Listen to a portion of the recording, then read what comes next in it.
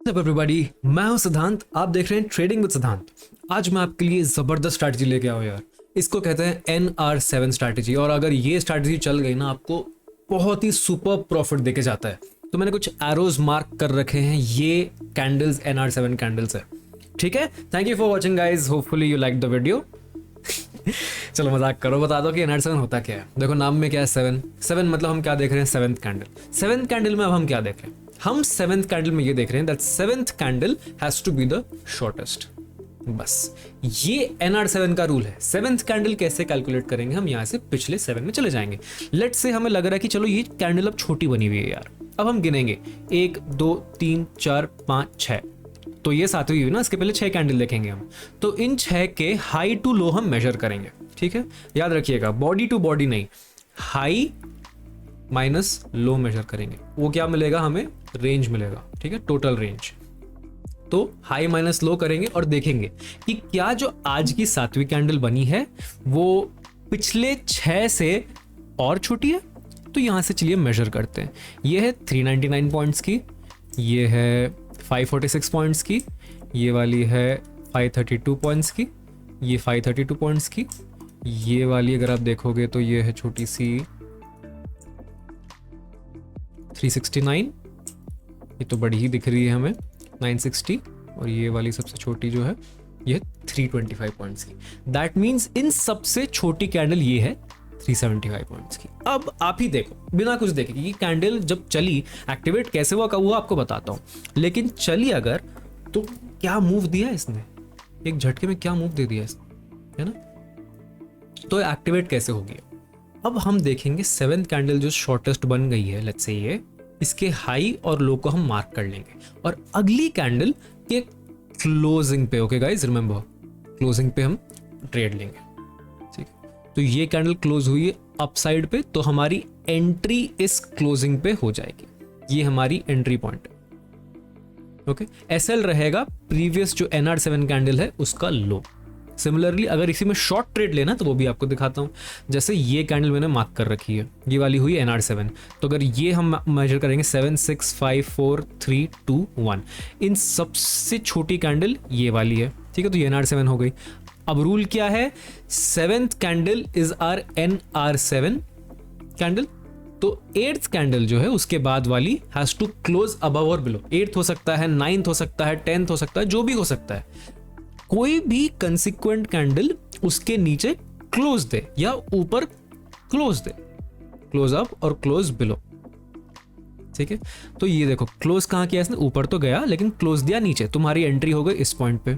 अब देखो इसने कैसा ट्रेड दिया है, सिंगल फ्लो में ये यहां तक आ गया, लगभग 3000 पॉइंट का मूव दे दिया। सिमिलरली यहां पे भी इसने एक मूव दिया है, यहां पे भी देखोगे तो अगर ये 7th है, 6th 5th 4th 3rd 2nd 1st, इन सबसे छोटी कैंडल बनी है ये वाली 7th कैंडल। उसके बाद देखो कैसा मस्त मूव दिया इसने।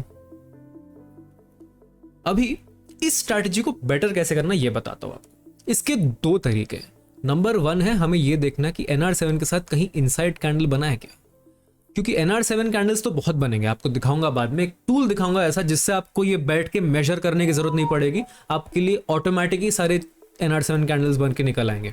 तो अगर वो टूल देखना तो बने रहो वीडियो में।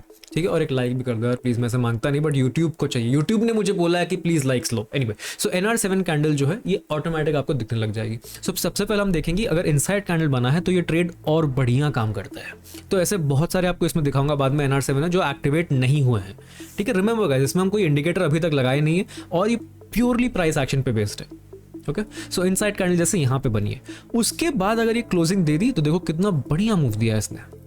सिमिलरली यहाँ पे देखो इनसाइड कैंडल बनी, उसके बाद कितना बढ़िया मूव दिया है इसने। यहाँ पे ऑल्दो इनसाइड कैंडल नहीं है फिर भी मूव अच्छा दिया है। सिंस ये प्राइस एक्शन बेस्ड है तो इसमें हमको सपोर्ट रेजिस्टेंस डेफिनेटली डालना है। बिना सपोर्ट रेजिस्टेंस के आप इसमें ट्रेड कर ही नहीं सकते, तो ये बहुत इंपॉर्टेंट है। एक और चीज आप क्या डाल सकते हो इसमें, वो है वॉल्यूम्स, जो कि निफ्टी बैंक में आप नहीं डाल सकते बिकॉज ये इंडेक्स है। तो देखो ये इन्फोसिस का स्टॉक है, इस पे भी मैंने कुछ NR7 ब्रेकआउट्स मार्क कर रखे हैं, प्लस इसके साथ मैंने एक वॉल्यूम इंडिकेटर डाला हुआ है। वॉल्यूम मतलब उसके साथ 20 मूविंग एवरेज का इंडिकेटर डाला हुआ है। ठीक है, तो ये वॉल्यूम का 20 मूविंग एवरेज है, मतलब पिछले 20 दिन के वॉल्यूम का एवरेज निकाल के वो लकीर जा रही है। नॉर्मल मूविंग एवरेज क्या करता है, वो स्टॉक्स के मूविंग एवरेज को देखता है, ये वॉल्यूम के मूविंग एवरेज को देख रहा है। तो इससे हमें पता चलता है कि वॉल्यूम का कब ब्रेकआउट हो रहा है। ठीक है, तो यहाँ पे देखो इन्फोसिस में ये 7th कैंडल जो बनी है पिछले 1 2 3 4 5 6 कैंडल से ज़्यादा छोटी कैंडल बनी है। ओके, नेक्स्ट कैंडल ऊपर की साइड क्लोज करती है, अब हमें यहाँ पे एंट्री ले लेना है ट्रेड में। ठीक है, यहाँ से देखो वन साइड कितना बढ़िया मूव दिया इसने, और ये जो ब्रेकआउट हुआ है has happened with higher volumes. Similarly यहाँ पे देखो इस कैंडल में ये NR7 कैंडल है, प्रीवियस में मेजर करेंगे हम, और इसकी एक्टिवेशन हुई है यहाँ पे, और ये कितना देखो कितना कहाँ तक गया, ये अभी तक ये नीचे ही गया। ये अगर आप होल्ड करते बैठोगे तो एक ही फ्लो में कहाँ तक चलेगा, देखो 25% गिर चुका है, और यहाँ पे देखो ब्रेकडाउन जो हुआ हायर वॉल्यूम्स के साथ हुआ। सिंपल स्ट्रैटेजी है, बस यही है। लेकिन आप बोलोगे यार बैठ के अभी कौन गिनते रहेगा 7वीं कैंडल 8वीं कैंडल 6वीं कैंडल। सिमिलरली ऐसे ही NR4 भी होती है, NR9 भी होती है, दोनों ये सारे ही कैंडल्स वर्क करते हैं। इसको आसान करने का सिंपल तरीका आपको बताता हूँ। Go to indicators, type NR7, ठीक है, तो आपको यहाँ पे NR4 plus NR7 plus inside bar मिल जाएगी, जो कि मैंने आपको ऑलरेडी बताया, बहुत स्ट्रॉन्ग मोमेंटम होता है उसका। ये डाल दोगे आप, ऑटोमेटिक आपके चार्ट पे ये सारे मार्क होने चालू हो जाएंगे। तो इन कैंडल्स पे आप ट्रेड देख लो। यहाँ पे देखो इनसाइड कैंडल NR7 वाली, यहाँ पे भी एक बन रही है, इधर भी बन रही है। अब यहाँ पे देखो वॉल्यूम ब्रेकआउट्स कहाँ पे हो रहे हैं, इसके बाद क्या वॉल्यूम ब्रेकआउट हुआ, नहीं, यहाँ पे हुआ क्या, नहीं, बस। तो ये चीज़ें मैं देखनी है। इसके साथ इनसाइड कैंडल के साथ वॉल्यूम ब्रेकआउट हो रहा है, प्लस सिंस ये प्राइस एक्शन है तो सपोर्ट और रेजिस्टेंस कहाँ ब्रेक हो रहा है वो हमें देखना है। तो यहाँ पे एक सपोर्ट लेवल है, तो ये सपोर्ट लेवल हम मार्क कर लेंगे इसके आसपास। तो इन ब्रेकआउट्स पे हम ट्रेड नहीं करेंगे, तो ऐसे हमारे कुछ ट्रेड्स बच जाएंगे।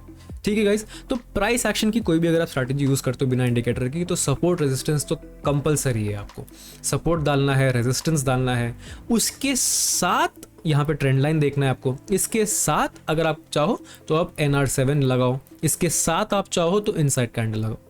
ठीक है, अपने में इन सब का कोई वैल्यू नहीं है जब तक ये सपोर्ट नहीं कर रहे हैं ना, इनका मतलब आपके डायरेक्शन में सिग्नल नहीं है, तब तक ये वैलिड नहीं रहे।